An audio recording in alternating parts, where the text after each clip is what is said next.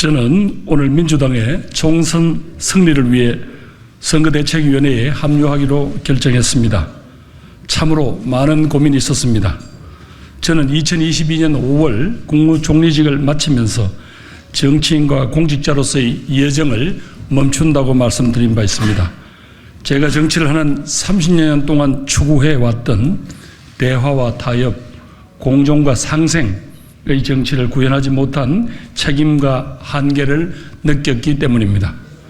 저는 공직을 떠나서 우리 공동체가 더 어렵고 힘없는 이웃들을 보살피고 연대와 협력의 정신으로 다음 세대의 미래를 열어주는 일에 힘을 보태겠다고 말씀드렸습니다. 지난 2년 가까운 동안 이와 관련된 일을 준비해 왔습니다. 그러나 저는 오늘 선거대책위원회에 합류해달라는 당의 요청을 받아들이기로 했습니다. 한때 정치를 떠났던 제가 다시 당에 돌아온 이유는 하나입니다. 무능력, 무책임, 무비전이란 이 산무정권인 윤석열 정부에 분명한 경고를 보내고 입법부라는 최후의 보루를 반드시 지켜내야 하기 때문입니다. 이유가 무엇이든 제가 국민 여러분께 드렸던 말씀을 지키지 못하고 다시 정치 일선에 나서게 된 점은 참으로 송구스럽게 생각합니다. 먼저 깊이 사과드립니다.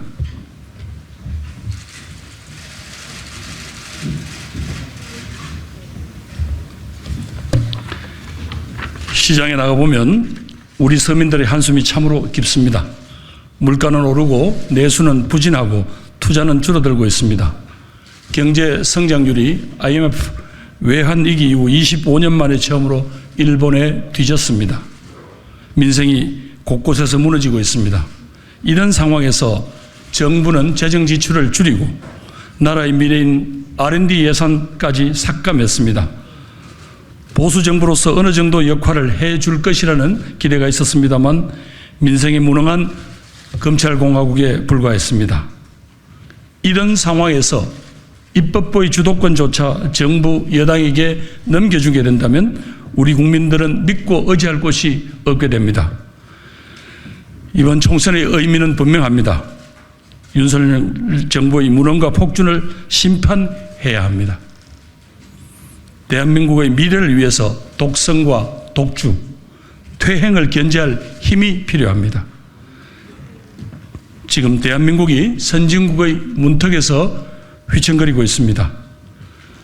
저출산 고령화에 대한 대처, 산업구조의 대전환, 수도권 집중과 지방 소멸에 대한 대응, 기후위기 극복, 국민 통합 등 우리 앞에 산적한 국가적 과제가 너무 많습니다. 당장 경제와 민생부터 살려내야 합니다. 그러기 위해서는 정치가 복원되어야 하고 먼저 민주당이 굳게 서야 합니다.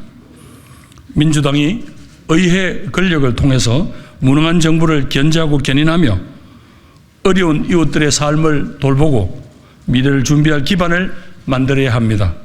이것이 민주당이 이번 선거에서 승리해야 하는 이유입니다. 제가 선대위 합류의 마지막까지 고심을 거듭한 것은 우리 민주당에 대한 국민들의 매서운 평가 때문이었습니다. 윤석열 정부에 대한 심판을 원하시는 국민들이 우리 민주당에게 선뜻 마음을 열지 못하고 계셨습니다. 무엇보다도 공천을 둘러싸고 갈등의 골이 깊어지는 모습에 안타까움이 컸습니다. 투명성, 공정성, 국민 눈높이라는 공천의 원칙이 잘 지켜졌는가에 대해서는 많은 국민들께서 공감하지 못하고 있습니다.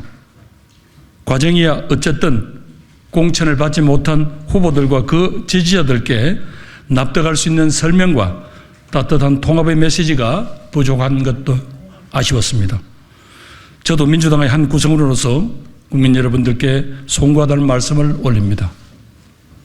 그러나 이제는 선거가 눈앞에 다가왔습니다. 모든 것을 떨치고 함께 앞으로 나아가야 합니다. 지난 상처를 보듬고 통합과 연대의 정신으로 오로지 국민만 바라보고 나아가야 합니다. 당원 동지 여러분, 친명이니 친문이니 하는 이런 말들 이제 우리 스스로 내다버립시다. 우리는 다 민주당입니다. 윤석열 정부의 실정을 막고 국민을 지켜야 하는 사명이 우리 민주당에게 있습니다. 작은 차이와 다름을 내려놓고 이번 총선에서 국민들께서 무엇을 원하시는지를 생각해야 됩니다. 총선의 승리를 위해서는 어떠한 기득권도 다 내려놓을 수 있어야 합니다. 그것이 우리 선배 당원 동지들이 땀과 눈물로 지켜온 우리 민주당입니다. 어떠한 이익도 민주당의 가치와 역할보다 앞설 수는 없고 어떠한 명분도 국민을 넘어설 수는 없습니다. 그것이 민주당입니다. 제가 선거대책위원회에 합류한다면 당의 화합과 통합을 해치고 총선 승리에 역행하는 일은 결단코 막아내겠습니다. 존경하는 국민 여러분, 지금까지 저희 민주당이 잘못하거나 아쉬운 부분이 있었더라도 너그럽게 용서하시고 지금은 누가 어느 정당이 이 나라를 위해서 필요한가? 이 정부가 입법 권력까지 다 가져도 좋은가? 그것을 우선으로 생각해 주십시오. 민생과 민주주의 그리고 대한민국의 미래를 위해서 저희 민주당에게 한 번 더 기회 주시기를 요청드립니다. 민주당이 많이 부족하지만 윤석열 정부의 독주를 막아낼 수 있는 것도 이 시점에서는 민주당뿐입니다.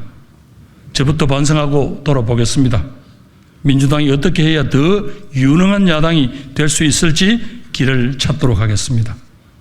어떠한 비판도 달게 받겠습니다. 힘내라는 응원도 해 주십시오.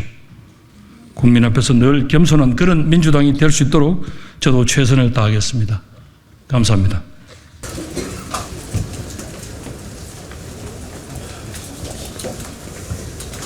예. 수력 부심하시는 과정에서 통합을 위한 전제 조건이 수용돼야 한다 이런 입장이셨던 걸로 알고 있는데요. 어떤 부분이 받아들여졌는지 결정을 하시게 되는지. 조금 제 말씀에 조금 드렸습니다만은 기존의 당의 기조에 대해서도 이제는 내가 다른 목소리를 내겠다. 예, 기존의 당의 입장과 혹시 다른 목소리가 필요하다면 그것도 내가 내겠다. 뭐 이런 요구를 했고요.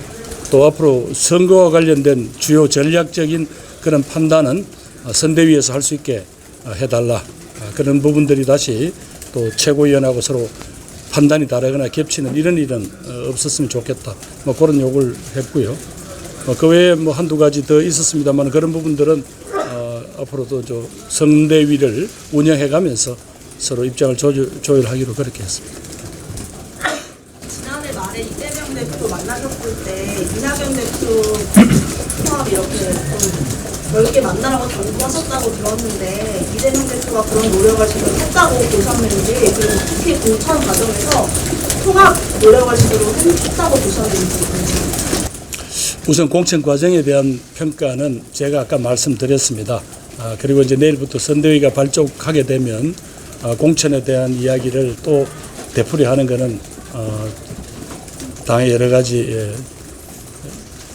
선거 전략에 대해서 별로 바람직하지 않은 것 같아서 그건 고로 제가 입장문에서 밝힌 대로 그렇게 말씀을 드리겠습니다.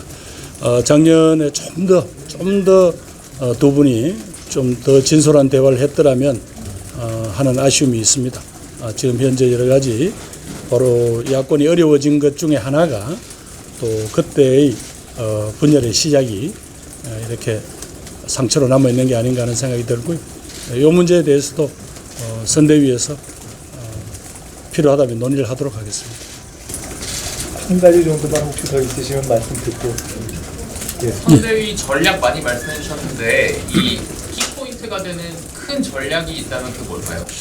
그거는 제가 너무 말씀드리기는 그렇고요. 선대위에서 좀 논의를 해서 선거라는 게 한 30일 남았기 때문에 이 국면에 따라서 몇 가지 큰 어떤 변화가 필요한 시기가 있을 겁니다.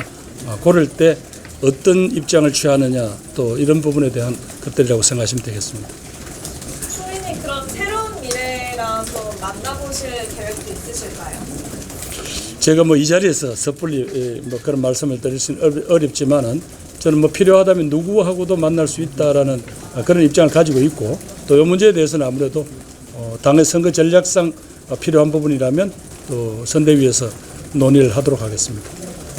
선대위 체제에 대한 다양한 가능성이 나왔는데 선대위는 총리님 원톱 체제인지 아니면 다른 가능성이 있으신가요?